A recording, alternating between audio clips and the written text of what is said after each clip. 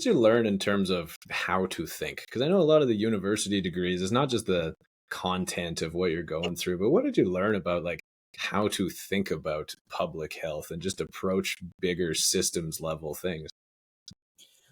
Yeah, so that one, I don't know if it's where I was taught or whether it was more just the fact that by default I was what they call a mature student. And a lot of medical students will say that mature students based on age. But I mean, I went through a lot of hardships, going through medical school and before.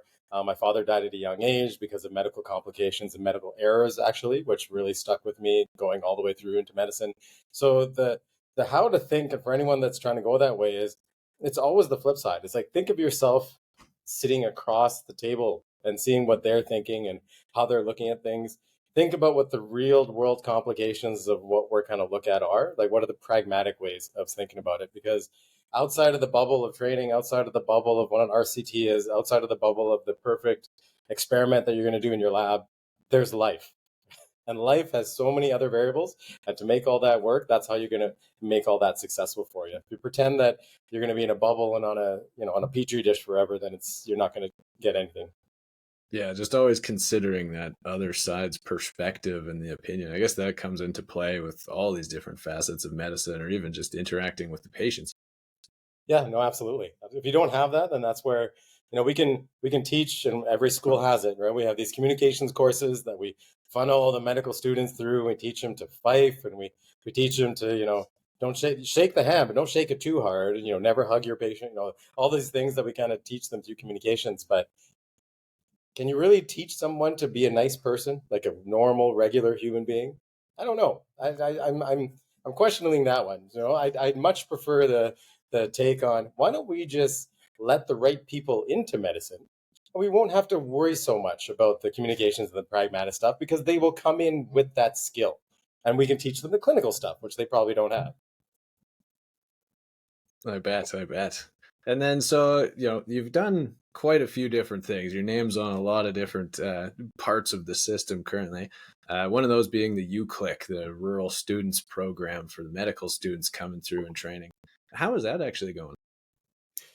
Phenomenally well, especially this recent class, like the one that's heading out and got matched and going to residency.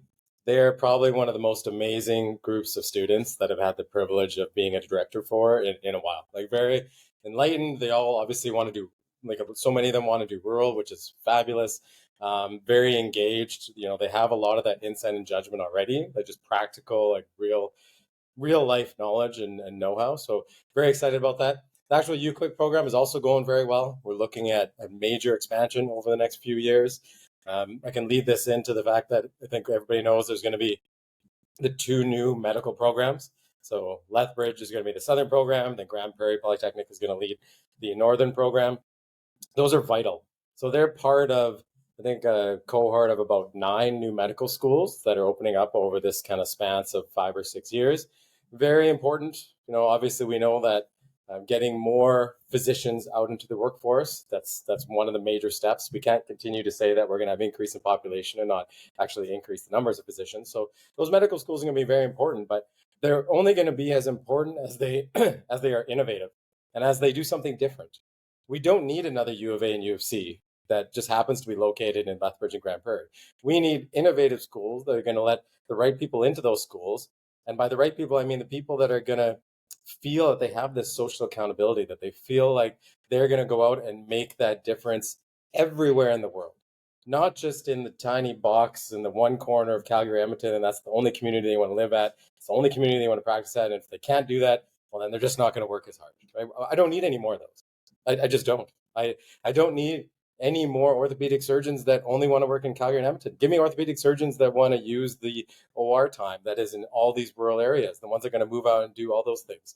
We can create these very fabulous institutions of excellence in rural Alberta. We know that John Hopkins didn't just populate there, right? Because they thought, man, this is a great town we're going to be in. No, the town was there was nothing there. And then John Hopkins came and kind of built that, right? So we need that kind of focus. We don't need the let's just keep building up Edmonton and Calgary. Edmonton and Calgary are built. We need to actually diversify. episode is sponsored by Empathia.ai. This AI charting assistant captures your patient encounter and creates a clinical note, saving doctors on average 2 hours per day in charting. Healthcare professionals are often bogged down by endless paperwork. Their goal is for physicians to spend less time charting. Find them at www.empathia.ai. That's EMPATHIA.ai. I'm Dr. Jordan Vollrath, and you've been watching Cherry Live, brought to you by Cherry Health. Please like and subscribe to see more clips like this, or check us out at www.cherry.health, Canada's medical network.